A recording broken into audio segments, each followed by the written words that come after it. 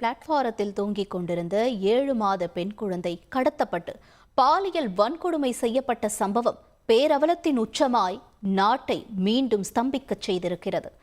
எங்கே நடந்தது இந்த துயரம்? பார்க்கலாம் விரிவாக.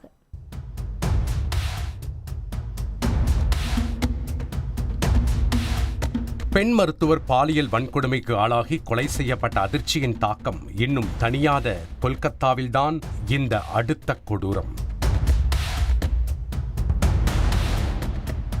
இருக்க வீடில்லாமல் வறுமையின் பிடியில் சிக்கி தங்களின் 7 மாத கைக்குழந்தையுடன் பிளாட்பாரத்தில் தங்கியிருந்த தம்பதிக்கு நேர்ந்திருக்கும் கோரம் மனதை பதற வைத்திருக்கிறது.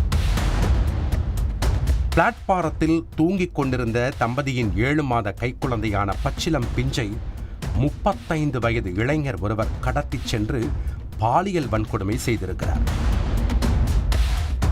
காலையில் எழுந்தவுடன் குழந்தையை காணவில்லை என தம்பதி ஒரு பக்கம் தேட, சில நிமிடங்களிலேயே அருகிலுள்ள பகுதியில் குழந்தை ஒன்று சாலையில் தூக்கி வீசப்பட்ட நிலையில் உடலில் காயங்களுடன் உயிருக்கு போராடி கொண்டிருப்பதாக காவல் நிலையத்திற்கு கிடைத்த புகார் பெரும் அதிர்ச்சியை ஏற்படுத்தியிருக்கிறது.